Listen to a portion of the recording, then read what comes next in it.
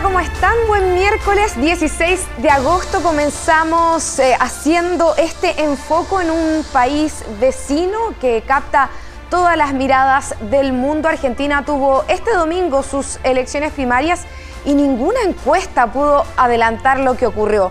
El candidato ultraliberal Javier Milei arrasó y sacó poco más de 30% de los votos por sobre la centroderecha de Juntos por el Cambio, que sacó un 28%, donde se impuso como candidata Patricia Bullrich y dejando en un tercer lugar al oficialismo con el ministro de Economía Sergio Massa. ¿Qué viene ahora? ¿Son viables las propuestas de Milei? Todo eso se lo vamos a preguntar a Santiago Sautel, director de Real Política. ¿Cómo estás? ¿Cómo andas, Ivana? ¿Todo bien? Primero, preguntarte o comentarte, las encuestas le daban por ahí por un 20% de votos a Javier Milei, pero sacó 10% más de 7 millones de votos. Queremos entender lo que fue clave para este resultado inesperado e inédito en estos comicios, que se considera un termómetro demasiado importante con respecto a la primera vuelta de la elección. Ya vamos a estar con nuestro entrevistado. Yo por ahora les muestro parte de las principales propuestas del candidato ultraliberal Javier Milei. Entre las propuestas está, de las principales, dolarizar la economía, una economía que tiene más de un 100% de inflación. Privatizar empresas públicas. Él dice que busca privatizar y optimizar el funcionamiento del Estado y sobre todo de las empresas públicas que sean deficitarias. Cerrar el Banco Central. Y en sus propias palabras, en algún momento habló de dinamitar el Banco Central. También está la reducción del gasto público y en línea con eso va el eliminar ministerios, porque él dice que solo va a dejar 8 ministerios de los que existen hoy día, que son 18. Y por último, legalizar la compraventa de armas. Bien,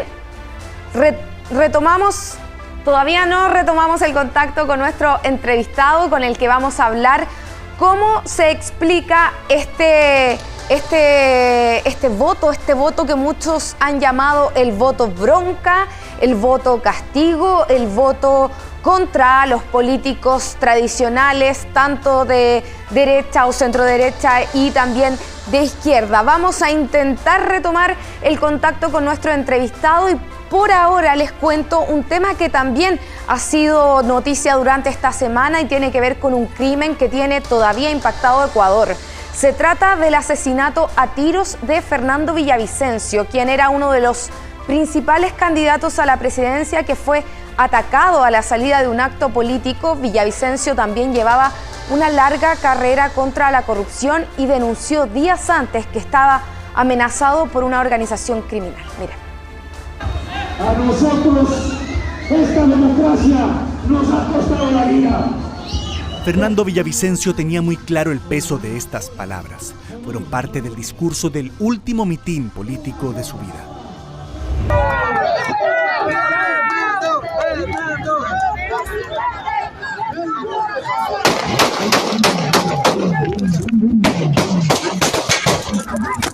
Yo estuve atrás de mi hermano y ese momento era como una luciérnaga de balas. Yo creí que había alcanzado a Fernando a salir. En ese momento entré a emergencia y vi que Fernando estaba muerto.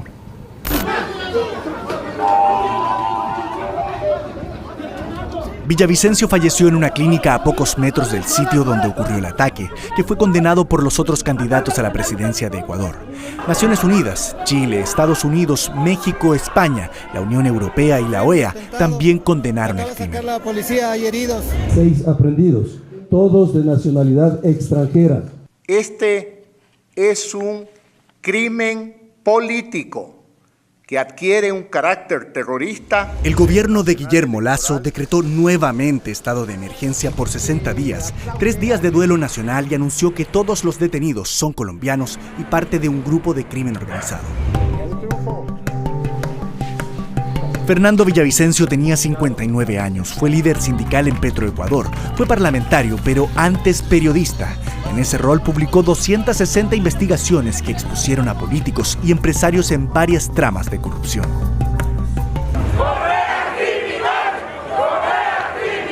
A expulsar a las mafias intermediarias que controlan la comercialización del petróleo y pagaron $70 millones en comisiones a los funcionarios del gobierno de Correa.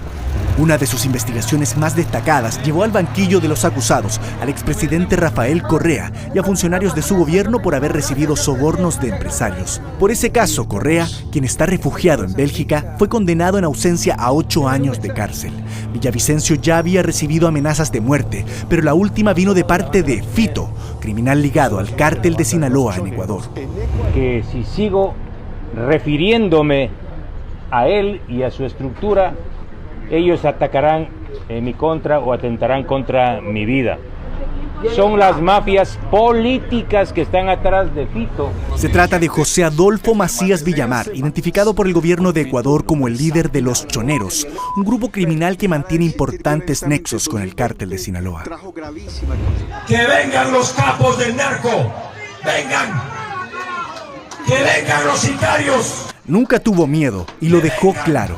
Todavía no se sabe quién llevó a cabo el asesinato de Villavicencio, que ocupaba el segundo lugar en intención de voto en las encuestas y que, pese a las amenazas, siguió denunciando hasta el final. Su última denuncia salpicaba al expresidente Correa y a su vicepresidente, Jorge Glass.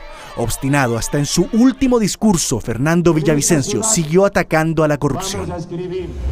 O regresan los mafiosos o la gente buena gana la patria. Y ahora sí volvemos a Argentina, esta es Televisión en Vivo, cosas que pasan. Retomamos el contacto con Santiago Sautel, director de Real Política, que nos va a comentar este inédito e inesperado resultado que tuvieron las llamadas PASO en Argentina durante el domingo. ¿Qué explica, Santiago, buen día, este resultado tan inesperado?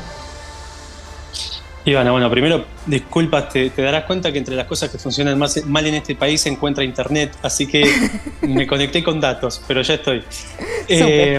Bueno, creo que en realidad lo que se vio fue la sublimación a través del voto del desencanto popular de reclamos no atendidos durante 40 años de democracia. Nosotros hemos tenido a lo largo de la historia argentina varios momentos de muchas crisis que quizás no encontraron. Puntualmente me acuerdo mucho de la crisis del 2001, no encontraron un candidato sobre el cual vehiculizar ese reclamo. Y me parece que un factor diferencial con respecto a lo que está pasando ahora que tiene que ver con eso. Milei logró canalizar un descontento muy grande que en Argentina desde hace mucho tiempo y que se había profundizado sobre todo durante los últimos 4 años de gobierno. Sí, Santiago, me llamó mucho la atención la cantidad de jóvenes que había, como le llaman ustedes, en el búnker, ¿cierto?, de Milei y de distintas realidades económicas. ¿Qué factor hace que Milei sea tan popular entre los más jóvenes? Bueno, mira, Milei es un personaje de la televisión. Aunque él estuvo vinculado a la política en forma de asesor durante los últimos años, él aparece y irrumpe en la escena pública a través de la televisión. Vos me preguntás, ¿qué es lo que atrae a los jóvenes? Me parece que es lo que atrae a todo joven. Este estilo disruptivo, este histrionismo, digamos, y ideas que de alguna manera vienen a poner, a dar vuelta a la Argentina, porque él propone cosas que en Argentina no se hacen, que muchas veces, a pesar de que las formas no son las mejores, tiene mucha razón Milei en lo que dice. Y creo que parte del espacio que él encuentra electoralmente hablando tiene que ver con eso. Los jóvenes, por supuesto, como jóvenes, quieren ser la revolución, quieren dar vuelta a todo, no aceptan el statu quo, y me parece que eso ayuda mucho a que el mensaje de Milei llegue. Pero ojo que yo con el tema de los jóvenes... tampoco es que son todos jóvenes los que votan a Milei, claro. Y creo que ese fenómeno se va a ir pronunciando, me parece que cada vez más. Mira, sin ir más lejos, yo creo que el mensaje fuerte que quedó después de la última elección es que a partir de los 30 puntos de Milei y los 17 que juntó Patricia Bullrich, en Argentina se dio un fenómeno que es muy raro, que hay 47% de votos vinculados a la extrema derecha. Eso es algo que no pasó nunca en Argentina. Y ese voto a Patricia Bullrich es, por lo general, de gente más grande, en referencia a este análisis que vos hacías. A mí no me extrañaría ver una migración de ese votante mayor, pero de centro derecha al fin, hacia el espacio de Milei. Su lema, Milei, era que se vayan todos, ¿cierto? Su discurso anticasta, pero ¿cuál es la factibilidad, la viabilidad que tú ves en sus propuestas que se toman ahora este debate? Hablábamos hace muy poco que habla de la dolarización de la economía, el eliminar el Banco Central, el reducir el gasto fiscal, eliminar ministerios. ¿Cuán viable es este proyecto? Bueno, la frase que se vayan todos hace referencia a una frase que surgió en el año 2001, que yo casualmente te hice referencia recién, que justamente lo que pasó en aquella época es que era un reclamo popular que no encontraba un candidato en el cual vehiculizarse. Entonces fue una proclama de la gente, digamos, fue una proclama de cansancio diciendo esto no va para más, que se vayan todos y vengan otros. Claro, nunca se fue nadie. En Argentina, en la política argentina nunca se va nadie, la gente vive de la política toda la vida y va de cargo en cargo, pasando por ramas que a veces no tienen nada que ver. Puede ser secretario de Energía, después director de Desarrollo Social y después al día siguiente estar en infraestructura. Eso no importa acá en Argentina. Respecto a las medidas que vos decías de Milei, yo creo que muchas tienen que ver con el sentido común. Y para mí no tiene tanto que ver en si son viabilizables o no, sino en las formas en las que se van a aplicar. Porque lo otro que caracteriza a Milei, a pesar de estas medidas que vos citás, tiene que ver con esa impronta del ya, digamos, ¿no? Y que se acerba, digamos, a través de su discurso así como muy frenético, digamos. Con respecto él propone cambios en el sistema de salud, como vos dijiste, en el Banco Central, también con lo que tiene que ver con las organizaciones sociales, con el dólar. Hay que ver qué tanto de todo eso realmente se puede aplicar en Argentina, porque lo que sucede en Argentina es que hay un statu quo dentro de la política muy, muy arraigado. Y creo que parte del problema de la política es ese. El que llega a la presidencia sabe que tiene que arreglar con ciertos actores porque no hay margen de discusión. Tenés que arreglar con las organizaciones sociales, tenés que arreglar con los gremios, tenés que arreglar con los medios, tenés que arreglar, bueno, en todo caso, llegado el caso con el mercado, tenés que arreglar, no hay vuelta. Entonces, la verdad, yo creo que le haría muy bien a Argentina abordar ciertos temas que siempre se han pateado y que muchos de los cuales son citados por Milei. El gran tema para mí es cómo lo va a hacer. La mayoría de los argentinos, por ejemplo, está a favor de ponerle algún límite a las prestaciones sociales, porque acá en este país cualquiera cobra cualquier tipo de asignación, claro, y se mantiene después al margen de la ley porque si no, no la cobra. Entonces eso genera también una economía informal. Digamos, es obvio que eso está mal. El tema es cómo llevas adelante un recorte en ese tipo de sectores sin que el día de mañana explote la Casa Rosada o explote Plaza, claro, de Mayo. Mira, sí, hace algunas horas... Sí. Sí, lo que pasa es que se nos va acabando el tiempo. Te quiero agradecer. Vamos a seguir conversando contigo en las próximas semanas, por supuesto.